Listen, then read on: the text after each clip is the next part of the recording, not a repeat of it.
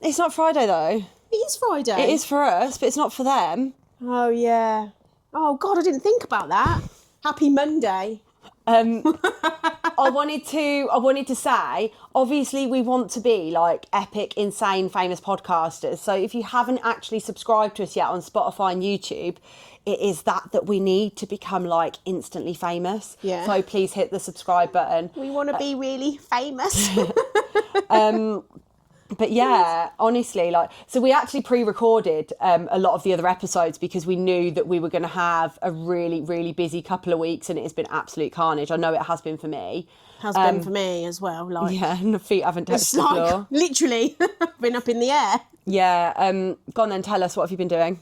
So I think from the last pod, actually, I told you I was going travelling with work for 2 weeks, which I have done. I'm now back, grounded. No more travel for maybe about a month, but then I am off again. But yeah, when I go away with work, I just am literally tunnel visioned on work. Like, it's all day working, and then you out eating with work colleagues. It's just work, work, work. Then when you get back to the hotel, I just need to sleep because I'm mentally exhausted. So it's been like that for 2 weeks. But now this week, I feel like I'm coming back down to earth, if that makes sense. Yeah, had a great PT session with you today, and Wednesday. So yeah, I feel we're like gunning for that. Feel like I'm back on earth. Gunning for that 50 bench. Yeah. What about you? So, how's your week? Your 2 weeks been, or week? Yeah, I mean, we obviously went to Italy. Italy was fab. We had a really, really nice time. Fred was absolutely insane. And then we come back, and I haven't got ill for years. And everyone's like, oh, don't give me your cold. I'm like, I don't actually think it's a caught cold. I think I was just run down. I said it to you, didn't I? Yeah, I don't think you are run down. Yeah, like there's just been, I had like a quieter period through like July and half of August. And then we started doing the pod. So obviously, sorry guys, but the pod for me is obviously there's an element of work there. Yeah. So it was about like weekends we're doing this, and there was not a lot of downtime. And I have really felt that, and I've been dieting for a long time. I've just moved into maintenance, and then I did a webinar, and that's obviously like it's a promo period, and then we're just literally about to open our doors on our 8-week program on Monday. So there's a lot of build up there, but once that's then launched, we're then into a stabilisation period all the way through till Christmas. But to be honest, like we're going to Thailand, as everybody knows, yes! On the 14th. So for me, I need to front load work, as does everybody else, but I need to make sure all my content, everything is ready to go, so I don't really have to think about it while I'm away. So that all needs to be sorted. So I'm not out of the woodwork yet, but again, I think I was just knackered, and then I compete this weekend. So it's just been a lot of energy. It's been a build-up, hasn't it? I kept saying to you, rest. And I think there was one day where you actually did rest. And I was like, Kate, I hope you don't mind me saying this, but I'm actually really proud of you for taking the time to rest, because you need it, especially with Comp Sunday, right? Comp Sunday, and you've got a tribe of people coming to watch you and support you. I'm well excited. Make sure you don't sit in my eye line. You have to sit out the way. Really? I don't want to look at you all.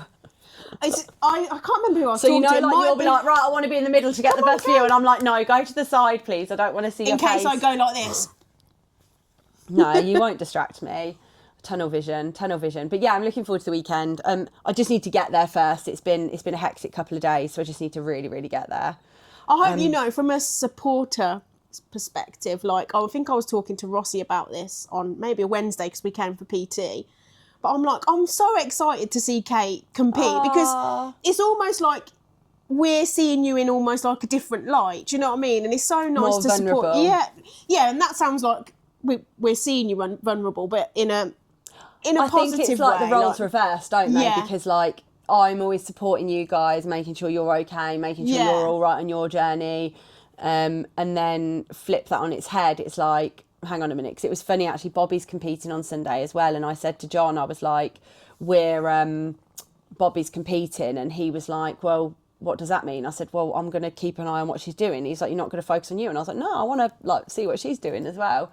And he was like, oh, I don't think I'd be doing that. And I was like, that's the difference between me and you. I suppose he is wanting to make sure you get what you need out of the day, so Absolutely. you can totally get it. But at the end of the day, Bob's is there as well. We're going to be cheering her on. Bob's got a strong strategy, and Dell's going to handle Bob, and Dell's handled me, so like I trust him. Like it's When going you to be say great. handled, So that basically like means I'm like handle emotional Rex, bless him. No. So when that's what she said. She was like, "I'm going to cry after my last deadlift. I need you to know." What is the expectations of a handler? So if you imagine, so obviously powerlifting is three compound lifts. You squat, you bench, and you deadlift. Yeah. I'm explaining this for you guys and Luce. Luce knows the majority of this, but it's you squat, bench, you deadlift. You get 3 goes, 3 1 reps Yeah. of each lift. Yeah. So a single squat times 3, a single bench times 3, and a single deadlift times 3. So you've got kind of like a bit of a game plan going into the day. But obviously if something happens or something goes better than expected, you want to be able to be agile and change that game plan.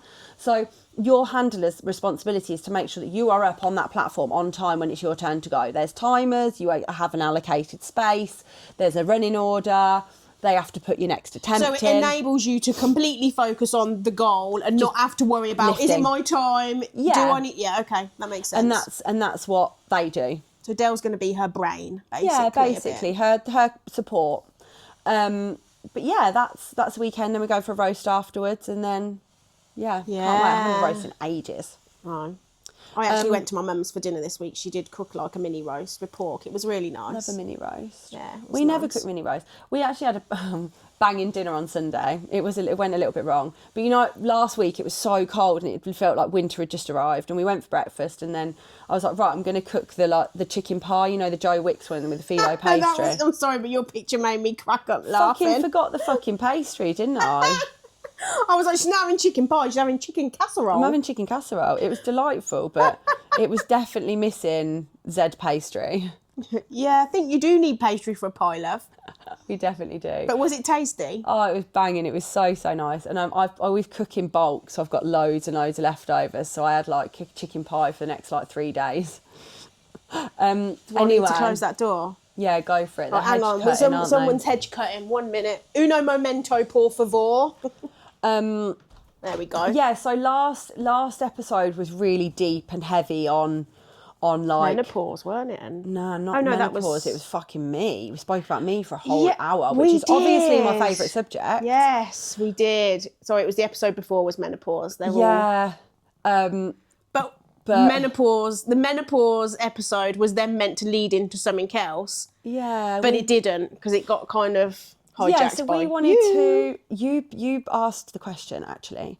We wanted to talk about like stages of life, and that's where we were going with it. Menopause stages of life, and something that Luce and I have spoken a lot about is like the different stages that you go through. Because obviously you have like your child stage, adolescent stage, your college, your school stage, and all these different friends that intertwine in different stages of life. And then nobody really talks about like this later part in life where especially women that are more Lucy's age then have children, the children leave home, and then you're left feeling a little bit empty and a little bit lost. Yeah. And that's what we wanted to talk about today, because you said you really struggled to come to terms with that, and I wanted to dig a little bit deper into it and understand a little bit more. Yes, you can. So Get my tea, hang on. get your tea. Let's get ready. Let's have a little Settling in. snuggle session ready to talk about Lucy. So first of all, I'm actually not that good at talking about myself.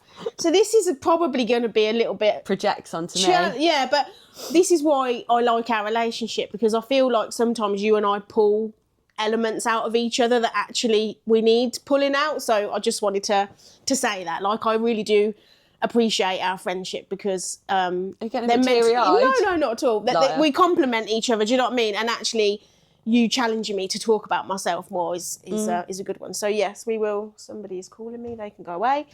They can wait till after pod.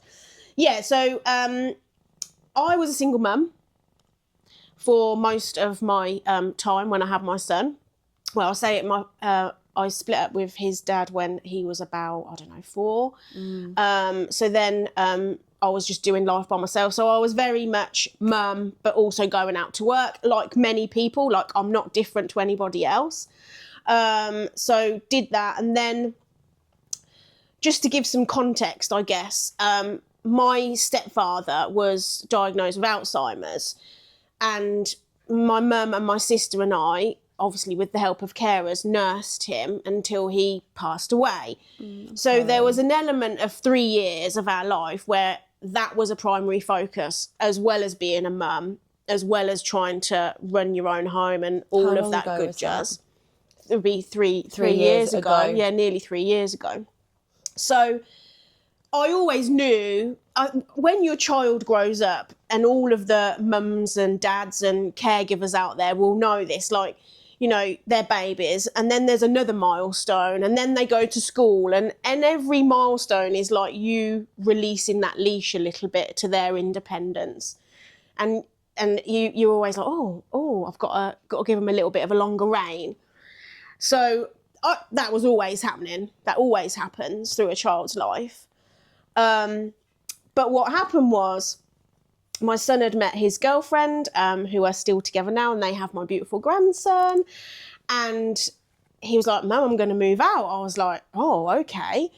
And it just so happened that, unfortunately, my stepfather passed away and my son moved out on the same day. It was like a double whammy. Aww. And my son was like, Mum, I won't go. And I was like, no, I want you to go. Like, you've decided this is what you're going to do. I want you to do it. So he went. So for me, it was, I lost my purpose because I was trying to support my mum and sister caring, but then also I was caring for my son for his 24 years of his life. And then for all of that to go, you're like, you sit on the sofa, you're like, oh, what am I going to do now then? And I felt really... It's like a grief. I felt empty. Well, there was a grief. It was a grief. But there was two but elements also to it. there was a two griefs. griefs. Is that actually a word? A double grief. A double whammy bammy grief. But yeah, so I was like, what is going on? I've become, I guess, very insular a little bit. My friendships kind of changed a little bit. I wasn't quite sure what was going on because I don't know, I didn't know empty nesting was a thing. And then I was like, oh, actually, this is actually something that does happen. It's normal. And interestingly, I'm one of those friends that had the child before everybody else. Yeah. So I didn't actually have anybody to talk to and compare and against. say, is this normal? So, yeah, it was strange times, but actually it's really nice. Like I hope my son will confirm this, but I have the best relationship with him, I think. Yeah. I mean, you saw us at the picnic. I mean, I'm his mum, but I'm also his friend, I think. Yeah. I hope he thinks the same way as me, and I'm so super proud of everything he's done. And he's probably got a more mature brain than I have, to be honest. Like, he's like, Mum, what are you doing? I'm like, I know. So, yeah, the empty nesting thing is a thing. It's normal. And I think we should talk about it more because a little bit similar to perimenopause and menopause, like... But it it's all like happens that at the same sort of time. So you're like, what the hell is going on? I think in one of the other episodes I said to you, I literally went to the doctor and was like, help me, because... either I'm going through the perimenopause or I'm going through some kind of seriously mental health challenges.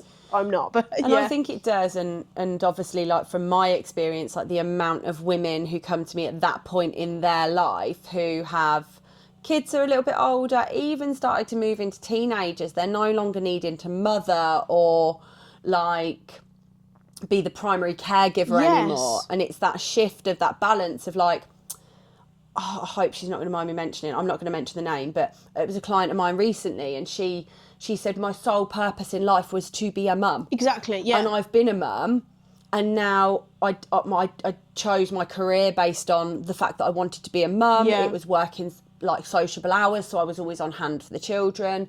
And now she's like, the kids are growing up, and she has still got a younger daughter, but she's at school now. She's like, I feel like I've fulfilled my duty. Yeah. And what's next? And you've got a career, so for you, you've got that career. Whereas this particular person is now thinking, okay, well, what's my next purpose going to be? Where do I go now? And what is my next challenge? Because I feel a little bit like a stalemate at the minute. I'm not getting the growth that I know I crave. Yeah, but you don't know which direction to go in because you don't have some, like you say, that purpose. When you have a child, I want to say you're forced. It's not a forced, but your vision is them or multiple. That is it.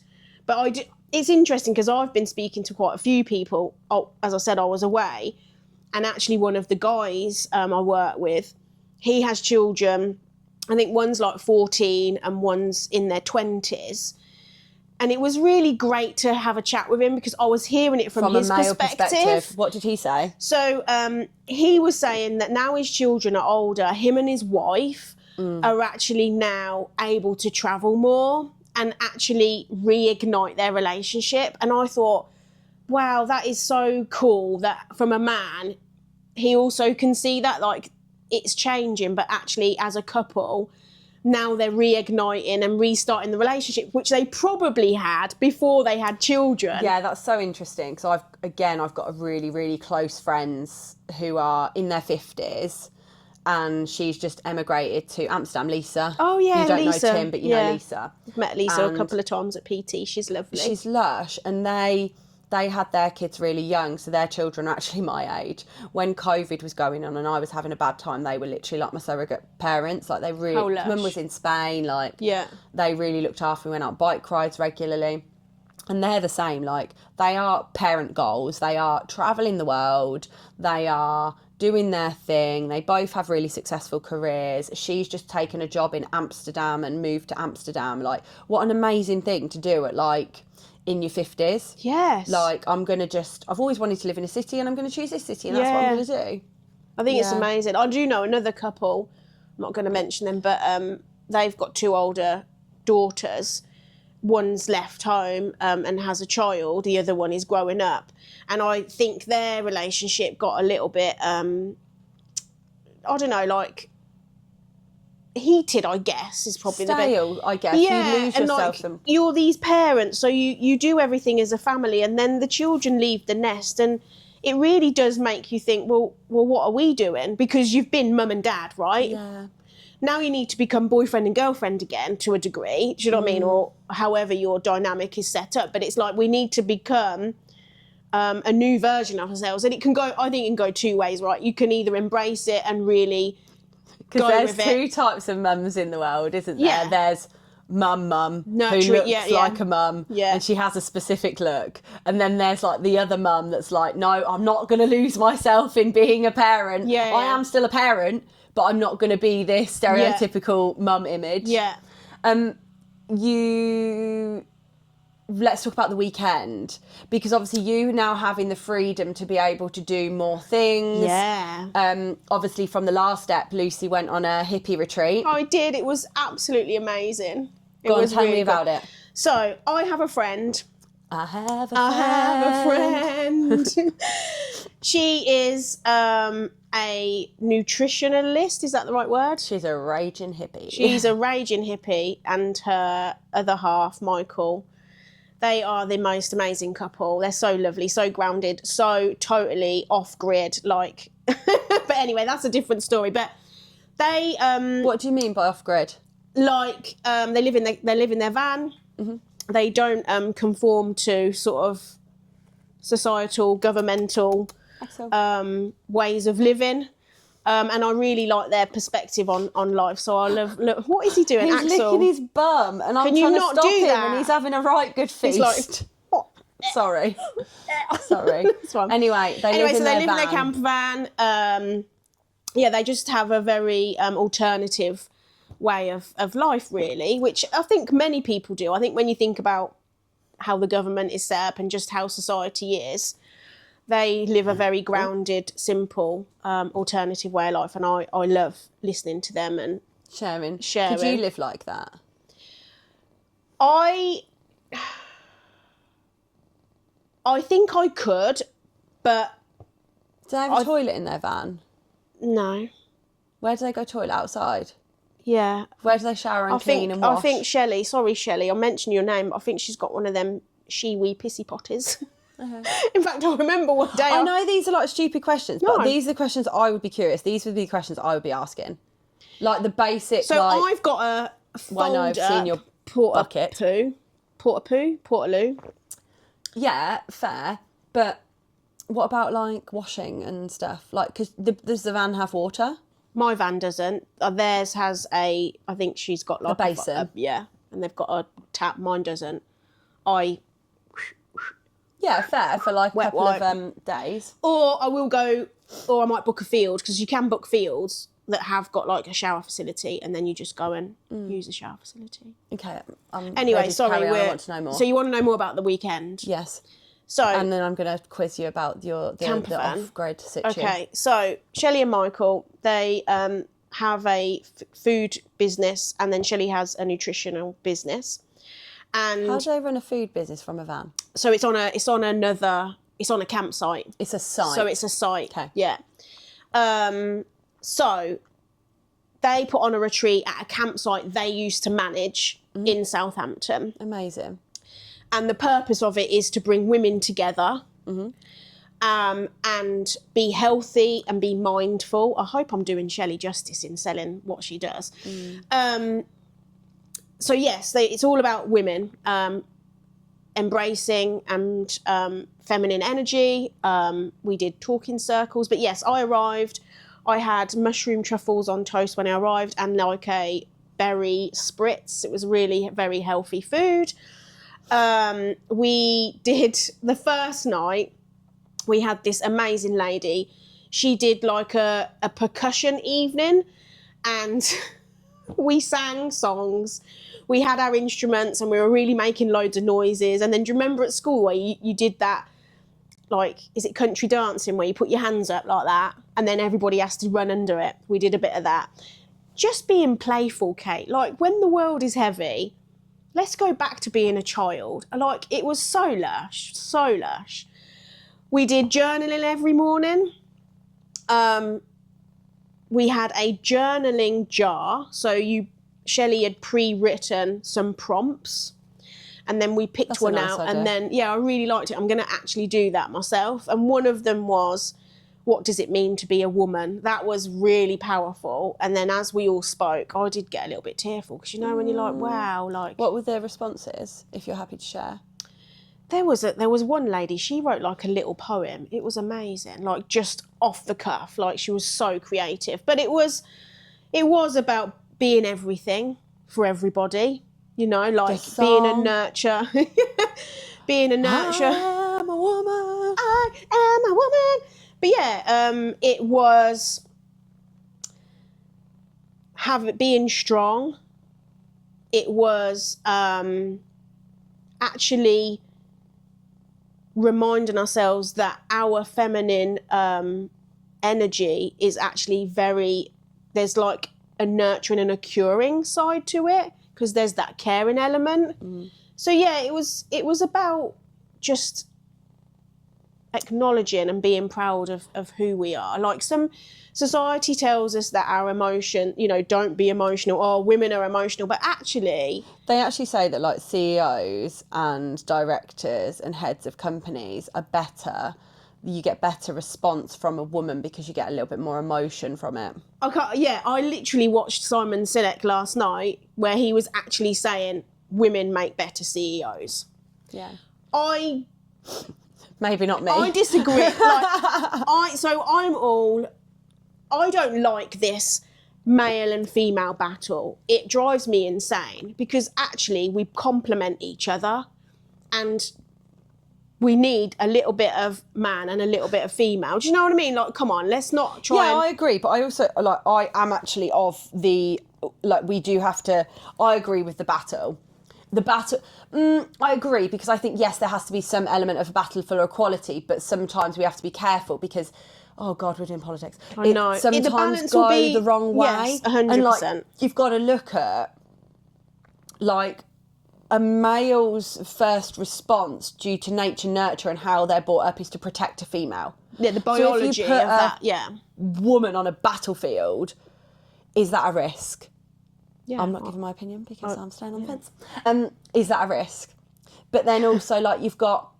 I could talk about this topic for ever and ever and ever and not truly have a defined answer. Yeah, I actually said to somebody when I was away, I'm not going to say who it was, but I said, it's biologically known that women need more sleep than men. I don't even know. I did That's research. just you, darling. I was like, yeah. Anyway, we've digressed. So the weekend, it was really good. Yeah, really enjoyed it. Really, really, really good. I did not think about outside world at all. I was totally present. The purpose of me going was to reground myself. And that's exactly what I did. I was amongst such like-minded women. We talked about multiple different topics, even things like politics, but also accepting yourself. You know, sometimes you go through life and you question things, and actually it's about, I can say to myself, I love myself, I accept myself. That is, even the things you've done that perhaps you wouldn't, when you reflect, you wish you hadn't done, that's okay. Do you know what I mean? It's okay.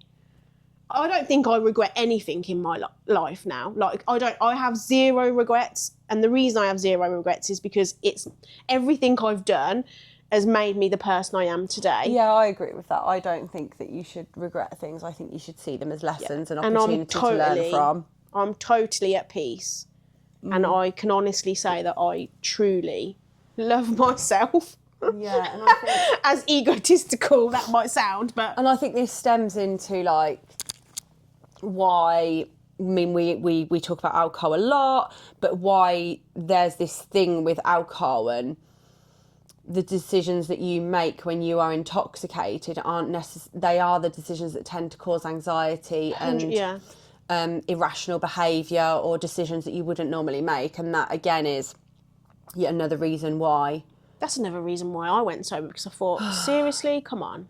Yeah, and I would say this year is the year I've drank less than ever. Like, we went out to dinner last weekend and we had a cocktail when we got there, and then I ordered a bottle of wine for us to share.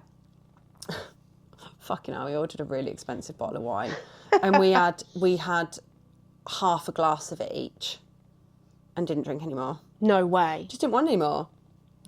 We took it home. I mean, that's devastating that you paid that money and didn't drink it. It was devastating that I took that money, but we brought the bottle home. We then had a glass on the Sunday, and that was it. Yeah. Do you know what I mean? Like, but doesn't it feel nice to be able to have wine, have a glass, and then go, not want to drink the bottle? Like, yeah. I just felt like it felt like it was enough, and I'm really anxious about that. Like, there is this huge element of me that's really anxious about going to Thailand, because I am this person that loves the balanced life, and obviously we've spoken about this a lot, and I've had to really change my habits and my behaviour to be the person I am now, and this leaner person, because I want to be a leaner person. I want to have a more athletic look. I want to look fucking like a train, and to do that, I do. But to do that, I've had to eat less. I've had to change my drinking habits, not just for the thing, but these calories I don't need. Yeah, I'd rather have food calories than alcohol calories. And going to Thailand, for me, we don't drink a lot while we're there. We don't binge drink. We have the odd day where we do binge drink, but we've had some pretty bad decisions on that. But we like to have a couple in the afternoon whilst the sun's setting, but cocktails are so much easier to drink when you're on holiday and on the beach than drinking in a chilly pub in... Yeah, and they're selfie worthy, aren't they? Let's have a cocktail so we can take a picture, and they're tasty. They don't taste like alcohol. And I guess that's a real big thing to me. Like, we are going to be away for like 3.5, nearly 4 weeks. So I'm going to be eating out all day, every day for 4 weeks. And nice. I've been in a deficit for a really long time. And obviously we're in maintenance at the minute to try and just get my body to rebalance and find that new grounding of where I need to be. And that is an element I've really worried about, because I want to be able to be more restrained. And I know I'm worrying about things that I can't control in the future, but I'm consciously conscious about it, because I want my actions to lead up to align to who I want to be.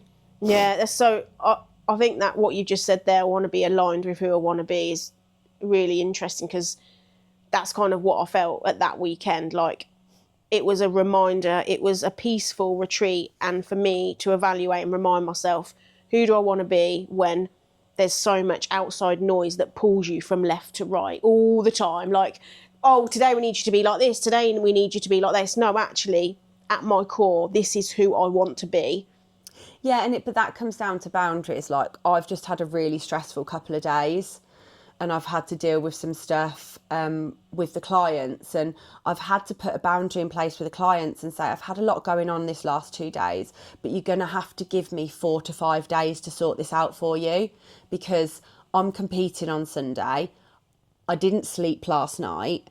I need to have Saturday to myself, and I can't be working. I wanted to have today to myself, but it's not falling out like that. It's not going to happen. It's impossible for it to happen. Yeah. But I've had to say to them, like, this is what I'm going to say. And it's all just about communication and boundaries and putting your boundary in place. Definitely. And saying, look, I do run an online coaching business where I am available for you 24/7, but it does mean weekend, I need downtime. I am going to be available, but Saturday I'm not going to be sorting this out. So you're going to have to give me till Monday to sort this out. And then on Monday, you're going to have clarity about what that looks like, because I need to be selfish. I cannot, like, I didn't sleep. I haven't slept for 2 nights.